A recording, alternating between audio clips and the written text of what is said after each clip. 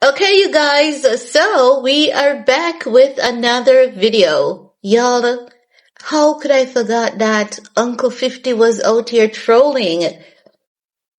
Let me tell you something. I'm going to tell you something. I have a confession to make. And this is my confession. I'm not like 50 Cent. Like, if you have beef with me, we have beef forever.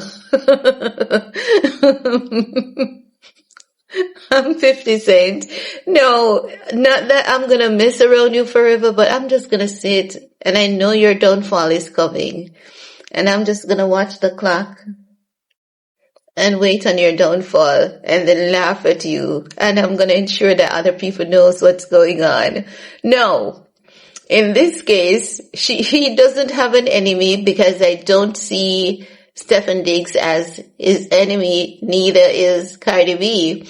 But whether you're 50 Cent's enemy or friend, one thing he's gonna do before everything else, and that's he's gonna have a damn good laugh. No, I don't know how we missed to talk about this in that week. But what had happened was, remember, pre the Super Bowl? Pun intended, honey. Pun intended. Pre the Super Bowl, Pre was on the pre-Super Bowl field. And we know that she was at the Super Bowl. We know that Kiki, do you love me? Everyone loves Kiki, honey. Kiki must have got kryptonite. Kiki got kryptonite, okay? Cardi B doesn't have any because they keep cheating on her. Anywho, so after Diggs lost the Super Bowl and Cardi was like, good luck, this man, Steffon Diggs, he made a post on the internet and 50 Cent was taking a dig at Steffon Diggs. Yes. No. So after it was rumored that Cardi B ditched him, plus he lost the Super Bowl, 50 Cent wrote with both of them pictures, can you imagine waking up this morning and you done lost this bitch and the Super Bowl? And then he said something about, I would just take a drink and go back to sleep. He said specifically, I'm going to tell you exactly what he said specifically. He says, can you imagine waking up this morning and you done lost this bitch and the Super Bowl? I would tell everybody, get away from me, have a drink and go back to sleep. LOL. Bronson Cognac. He's tagging his alcohol brand. And you know what? I'm right on board with Uncle 50. I would tell everyone to get away from me. You lose the girl that was giving you all the clout. Don't worry, guys. Let me tell you the truth. When I was a child, my neighbor would have something like a circus next door, right? And he would use some of our yard space because we had this humongous yard space and all the kids in the community would come to our yard. They would come to our house. My mom's kitchen was open to everyone. That's how I was cultured. I was cultured in a very nice, loving home, a very nice, warm community. Our house would be full on holidays. There would be people from other communities coming to our house and it was just a vibe. It was just a fun, right? So next door would be like a park and it extends to my yard and I would always be there and I have my time when I come out. So my time was 7 p.m., right? And you have this guy that plays what you call Crown and Anchor, right? And that man would come to that game with good money out, and I would send that banker home broke as a child. I was really good at it, but I was playing it and my parents had no idea. Can you imagine a child of a Christian woman It was Coney Island, so we could go, but no gambling. My parents would say no gambling, but all the adults would wait on me because I had that damn good luck. When it comes to some things, I have damn good luck. When it comes to betting, when it comes to gambling, when it comes to raffling, I don't gamble because I don't want to pick up the habit. But my father told me it was a family thing, that we're really lucky with gambling, but he told me to not do it.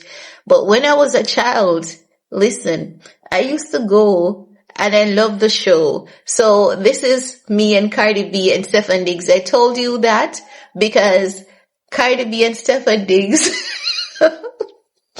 they're like core memory for me.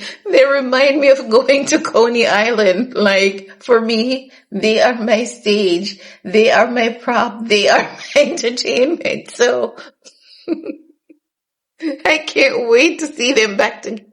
Like, if I see them back together, I'll be like, yay! Let the show begin. Let the mess begin, because we are about to see a lot of mess. And every time I break them down and I tell you guys what next to expect, and you guys call me a liar, you guys get what? Humiliated, and I get to laugh at you because it's not serious. It's something that's entertainment. No one gets hurt. They're getting branded. I'm going to tell you guys this. To the people who get upset when we talk about these celebrities, we're putting monies in these people's pocket. I'm going to tell you this. Do you see how no one is talking about Megan Thee Stallion? Tell me when last you see Megan Thee Stallion on the internet doing a brand deal. When last did you see Megan Thee Stallion on the internet doing a brand deal? I want someone to tell me, when was the last time you see Megan Thee Stallion on the internet doing a brand deal? You can't even tell me when. But when was the last time have you seen Cardi B on the internet doing a brand deal? Cardi B has done more than 6 brand deals in the past 2 weeks. This is why Kim Kardashian and her family don't sue people. You know why they're suing Ray J? Because Ray J used the word racketeering, and racketeering is now a big deal, and they're looking for everyone. Even in Jamaica, all the wealthy people that lives up on the hill with their multiple titles, the doctors and the lawyers and the this and the that and the brokers, the government are looking for all of them. So Kim is afraid of being attached to racketeering, and that's the only reason why they sue Ray J. But you can make up 101 stories on here about Kim and her family. And I said this years ago to people, that the Kardashians are the nicest set of people when it comes to making up stories on them. You know why? I've observed many people making up stories about them, and they never take legal action. Do that shit to Megan Thee Stallion. But when last have you seen Megan Thee Stallion on here with a brand deal? It's gonna be quite a while. She might be promoting Popeyes, but when last have you seen Cardi B with a brand deal?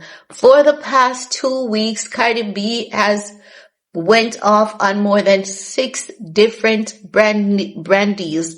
I can tell you Sonic is one of them. She did a facial product. She advertised her own product, and she did a few things leading up to the Super Bowl. Cardi B did about 10 different brand deals within the past 2 weeks. You know why?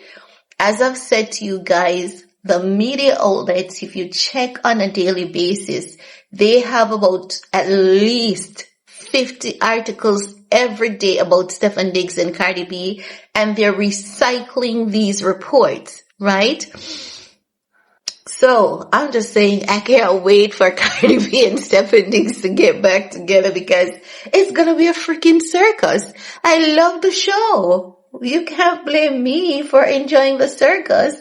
I've always loved the circus as a kid. I love it. I love the entertainment. I love the betting, and I'm always winning when I bet. And it is something that happened ever since I was a kid. Everyone would wait on me until I bet, and everyone would be placing their bet the same place. Until that man saw me and he was like, "You're banned for a week. No more gambling. I'm gonna call your parents." And everyone was like, "If you call your parents, you can't." So I'm just saying that I'm good at betting. I'm good at betting. If I bet on your ass, trust and believe it's over for you. But Cardi B and Steffon, they're gonna come back and they're gonna have a lot of people talking. They're gonna be doing a lot of shenanigans. They're gonna get a lot of brand deal, but Stefon Diggs is gonna lose some too because his ego is gonna ruin it. Cardi B is gonna get a little shake, but not much, but she's gonna still go on to make money. But Cardi B is waking up to the realization too that lawsuits really affects your flow. She's waking up to the realization that you ain't fun when you're out here suing people. No one wants to play with you. She's waking up to the reality of that. And she needs to stop lashing out on the internet and just count her money. Beyonce says the best revenge is your paper. With me and that gambling thing when I was a child, I've won so much money that I could no longer keep it a secret. I had paper stack that I had to hand it over to my parents and confess. And my father was like, "My dad is the real G. It's just holiday. It's okay. You can do it, but don't get addicted to it as you get older. It's just for the holidays." And when that man saw me coming, he was like, "No, not you." And then people would come whisper, "Which one should I bet on? Which one should I bet on?" So I started telling people what to bet on, and I will get my cut of the share. You know what? I think I'm gonna find a casino. No, when I tell you that I'm good, I remember I was working, and after work one night, we decided that we were gonna stop at a casino, and I was broke I spent up some money on some stuff, sent some money to my parents, and I had a small amount of money left. And I remember this girl, Kim. Kim was like, I was like, "I always wanted to play this game and I don't know how to play it." And she was like, "This is how you do it." And I was reading the box and I was like, "But wait, there's a good chance of winning on this box." And she was like, "How do you know?" And I was breaking it down to her after she taught me how to play the game. And that night,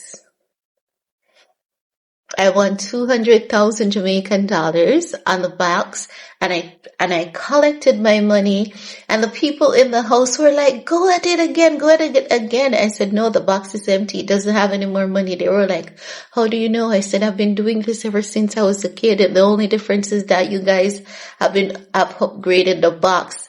My neighbor used to have the boxes next door, and once my parents aren't home, boop, I read those boxes and I know how much money is there. I had an idea and I would be playing.